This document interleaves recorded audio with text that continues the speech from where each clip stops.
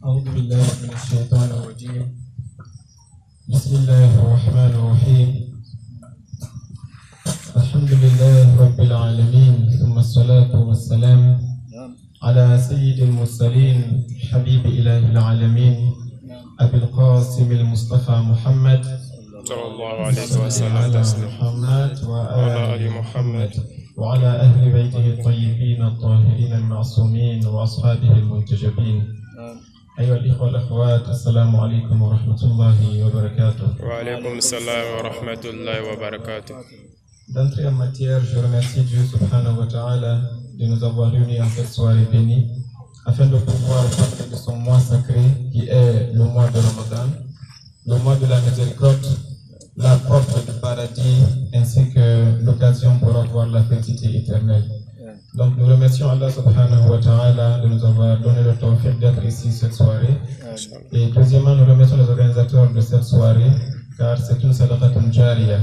Toute personne qui apprendra, même si c'est une seule règle par rapport au Ramadan durant cette conférence, c'est-à-dire que les conférenciers qui ont organisé cette conférence, les organisateurs ont des pourcentages jusqu'à ce que la personne la décède. Donc ça veut dire que c'est une sadaqa qui est continuelle, que Dieu leur accorde cette bénédiction. Bien, par rapport au mois de Ramadan, le prophète Muhammad sallallahu alayhi wa sallam, il nous avait dit que le mois de Ramadan, ça c'est durant le dernier khutbah qu'il a fait dans le mois de Sha'ban. C'est-à-dire que chaque année, le dernier vendredi qui vient avant le Ramadan, le prophète réunissait ses compagnons pour leur dire ceci. Il dit Ya ayyuhan nas, adja'akum shahrullahi bil barakati wa rahma. Il disait, oh vous ma communauté, sachez que le mois de Dieu vous est venu avec la miséricorde et la bénédiction de Dieu. Il dit Shahrun du'itum fihi ila diyafatillah. Le prophète disait que pendant ce mois, vous les musulmans, vous êtes les invités de Dieu. Nous sommes tous, Dieu est près de nous tous, Dieu est plus proche de toute personne, plus que son cœur. Mais pendant le mois de Ramadan, c'est comme si Dieu nous a invités dans son salon. Il dit, je vous loge chez moi, vous êtes mes invités et vous êtes ce qu'on appelle Ahalu Karamatillah.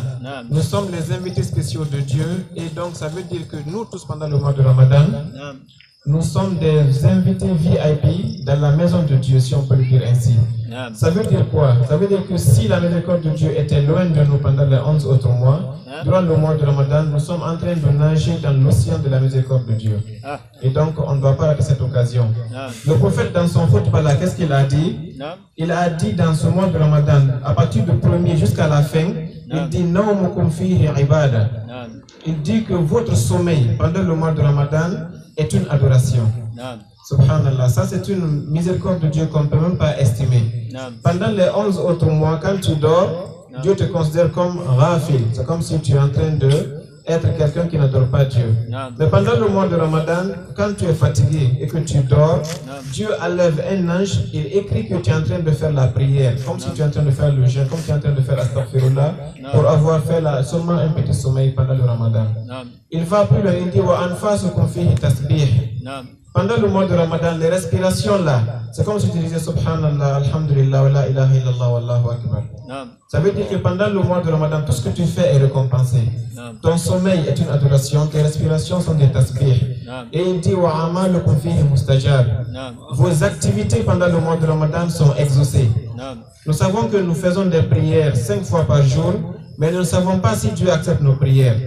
Ça c'est dans les 11 autres mois. Mais dans le mois de Ramadan, Dieu met une garantie et un cachet que chaque fois que tu pries, ta prière est acceptée. Allahu Akbar. Et il va plus loin, il dit quoi? Il dit vos invocations pendant le mois de Ramadan sont exaucées.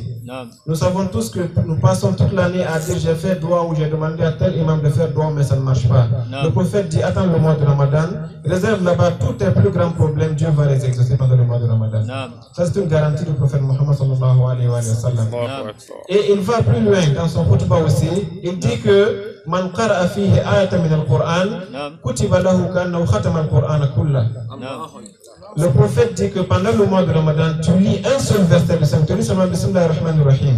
Ou bien tu lis seulement Alhamdulillah Rabbil Alamin. Le prophète dit Dieu va récompenser ta phrase là comme celui qui a lu tout le Coran pendant les 11 autres mois. Quelqu'un qui a lu pendant les 11 autres mois tout le Coran de Fatiha, en passant par Baqara, Al-Imran jusqu'à Nas, toi tu lis Bismillah ar-Rahman ar-Rahim pendant le mois de Ramadan, Dieu te récompense comme tu as fait tout le Coran. Et il va plus loin, il dit encore dans son sermon, Man tatawwa'a fihi bi salatin, kutiba lahu bara'atun minan nar. Le prophète dit quiconque fait 2 rakats seulement pendant le mois de Ramadan, tu fais une nafila 2 rakats seulement, Dieu écrit que toi tu es interdit en enfer, tu ne vas plus entrer en enfer. Allahu Akbar. Allahu Parce que Akbar. seulement tu as fait 2 rakats, nafila. Mais maintenant, celui qui fait les farines, quelle est sa récompense?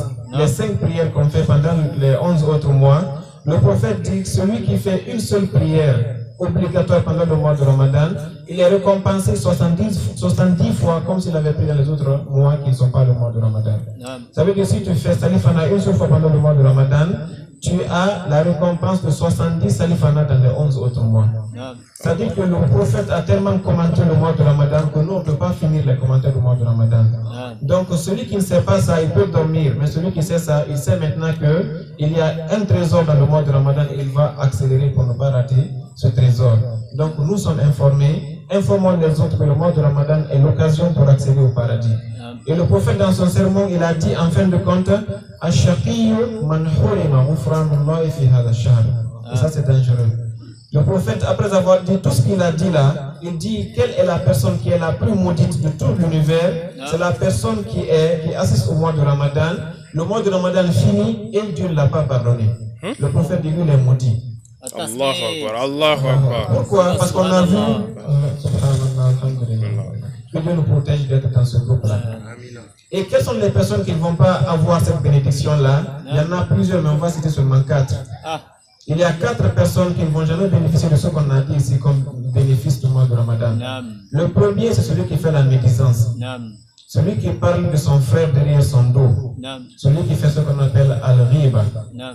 Le prophète a dit Man irtaba musliman aw muslimatan la yaqbalu Allahu siyamahu 40 yawman wa salatahu aidan.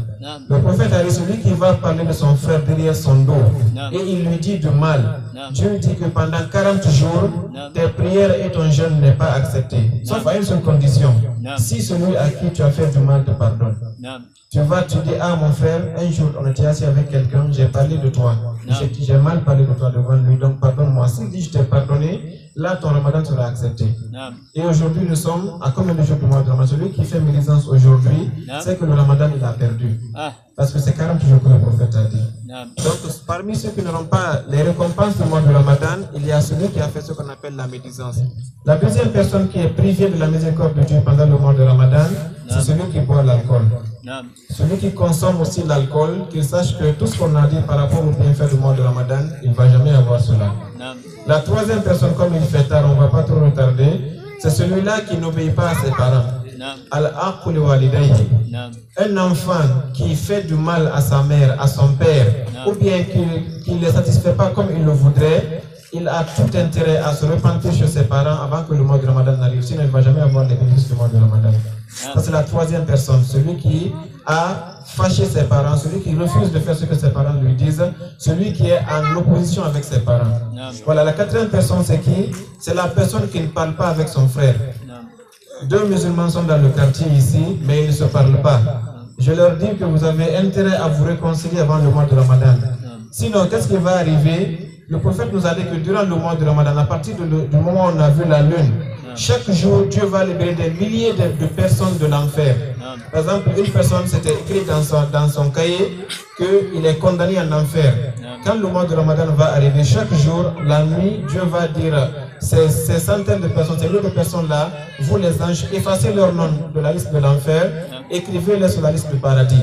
Et tous les jours, Dieu va faire ça, jusqu'à l'être le cadre. Il va multiplier encore plus que ce qu'il a fait depuis le début du mois de Ramadan. Et à la fin du mois de Ramadan, encore, il va coefficier ça. Mais il va dire à ces anges, ces 2 personnes qui ne se parlent pas, laissez leur dossier tranquille d'abord, jusqu'à ce qu'ils se réconcilient. Tant qu'ils ne se réconcilient pas, je ne vais pas leur pardonner. Ça montre que toi, tu es en train de jeûner, tu fais des prières, tu fais les qiyamul-layl, tu fais tout, mais tu sais que dans la même mosquée où tu pries à quelqu'un avec qui tu ne parles pas, tu es en train de perdre ton temps. Dieu ne va pas te regarder. Donc ce sont les 4 personnes-là que le prophète nous a dit qu'ils ne vont jamais bénéficier du pardon de Dieu pendant le mois de Ramadan. Donc à nous de saisir l'opportunité avant l'arrivée de ce mois, de se réconcilier avec toutes les personnes avec qui nous ne parlons pas, d'éviter la médisance, d'éviter l'alcool et surtout d'être bon envers les parents. Si on respecte ces 4 critères, le prophète nous a promis le paradis, car même le sommeil est une adoration durant le mois de Ramadan.